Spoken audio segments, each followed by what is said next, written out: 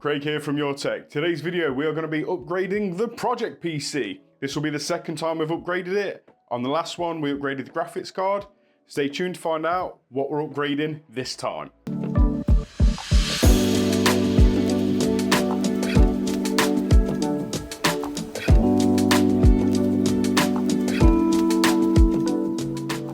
The last time we upgraded the Project PC, we went from a measly GTX 660 Ti all the way up to a GTX 1080, which netted us some incredible performance. We were able to play AAA titles today on a GTX 1080, which was a massive uplift from the 660 Ti that we had before. But where do we go from here? Got another £100. What do we upgrade next? I've got an idea. The next upgrade for this PC may or may not actually affect performance. I think it will a little bit, but we shall find out. Upgrade number one. We're going to upgrade the power supply because I am not happy with having a SATA to 6-pin PCIe adapter in this PC. It's probably fine, I just don't like it. I would rather get something that I trust a little bit better. So we have the MSI A650BN bronze rated power supply, which costs $49.99. Bargain. And that leaves us 50 quid to spend on another upgrade. We've got £100 to spend, we can get as many upgrades as we want. So the second upgrade is one that I'm extremely pleased about. Now, I understand what you're thinking, I'm getting a lot of content out of this one case that cost me 40 quid, but this was purposefully bought for this free PC. When I saw it online and seen how cheap it was, I did want to review it and I wanted to use it. And I thought doing a standalone case review was the right thing to do. And now, the free PC is going to go inside this, and that's where I think the performance will come from. I think we will get much better temperatures in this case than this old crappy wonky one that we've got here. Mainly because this has 3 fans in the front and 1 in the back, same as this case, but there is almost no ventilation at the front of this, whereas this is a front mesh. So we should see much lower temperatures in the new case. But before we get to building, the first thing that we need to do is check our temperatures on the free PC now. So I'm going to do some temperature testing, and I'm even going to do some benchmarks to see, 1, if the temperatures come down, and 2, if lowering the temperatures gives us higher boost clocks, which will then give us more performance. So here are the numbers.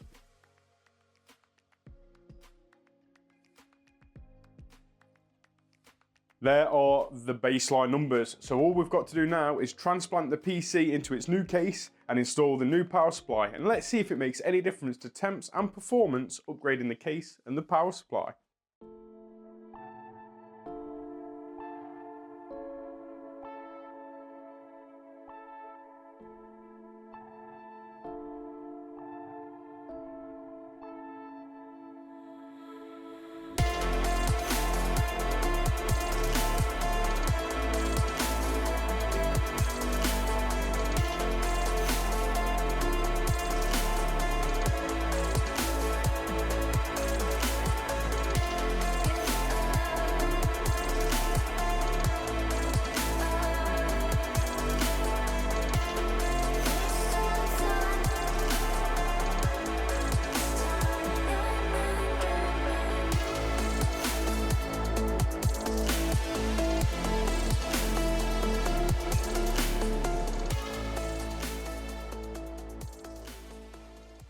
The PC is finished. It is all installed, but have we actually seen a difference in temps and FPS? First, we're going to start off with the temps from the old case and the old power supply unit. Once we transplanted everything and got it into the new case, the temperature difference is actually way bigger than what I thought it was going to be. At idle, we've seen a 5-degree decrease in the CPU and a 3 degrees decrease in the GPU. During the Cinebench R23, we did not thermally throttle, and the CPU maxed out at 78 degrees C, which is awesome. A 22C difference from the old case to the new. During Firmark, we saw the GPU come down by 9C, which is amazing again. And during gaming, Cyberpunk 2077, we've got 67 on the CPU and 59 on the GPU, meaning we lost 12 degrees on the CPU and 6 degrees on the GPU. Overall, the temperature difference from the old case to the new case is amazing, really is good. I'm absolutely shocked at the absolute massive difference that we got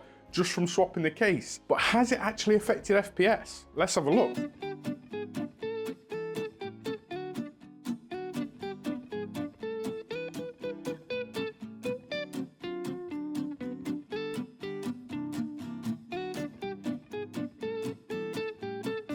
Project PC Part 2 was quite a success. I really didn't expect to see such amazing gains in temperatures going from the old case to the new case. I knew there was going to be a difference, and I knew the temps were going to come down a little bit. Going from a solid front to a mesh panel was going to make a difference.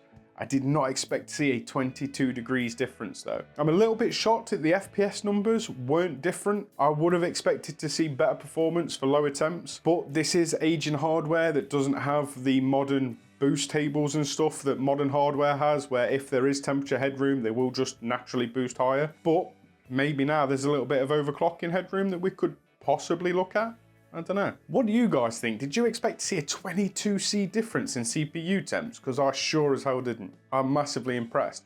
And I think choosing the case and the power supply was a really good shout for part 2 of the Project PC. We've now spent just under £185 on this PC. And my God, it plays games absolutely brilliantly now. So we've now got a modern power supply. It is only bronze rated, but still, it is new. It is way more efficient than that old 13-year-old unit will be. It has the connectors that we need, and it means in the future, if we want to upgrade the graphics card, we can. Because, yeah, it's only a 650 watt, but when you look at how power efficient some modern, especially mid and budget tier graphics cards have become, the 650 watt will be more than enough. 9060 XT, maybe even the 9070 XT will probably run off a 650 watt, no problem. And that leads us then onto what do we do for the next part? There's only really two options, storage and platform. But are we going to be able to upgrade the platform for £100 considering what the DDR4 RAM prices are at the minute?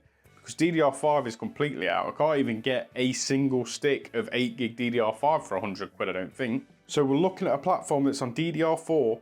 We're looking for an upgrade from the 4770K, and we've got to try and do it under £100. I'm really hoping that we can stay at the £100 budget, because the whole point of this series is to show people that no matter how bad your PC is, as soon as you've got £100 to upgrade it, you can upgrade it, which is awesome. But if you've got really aging hardware, you can spend £85 on a GTX 1080 and get yourself some decent graphics performance. You can upgrade your case and get better temps. Granted, somehow that didn't increase performance, but still, you can get yourself a new power supply so that when you do upgrade next time, it's there ready and waiting. I hope you enjoyed the video. If you did, please feel free to watch one of these two. I'll put the free PC and Project PC Part 1 up here so you can watch the entire series if you want to. If you liked it, please drop a like, comment, subscribe, all that good stuff that helps us out, and hopefully I will see you on the next one. Bye.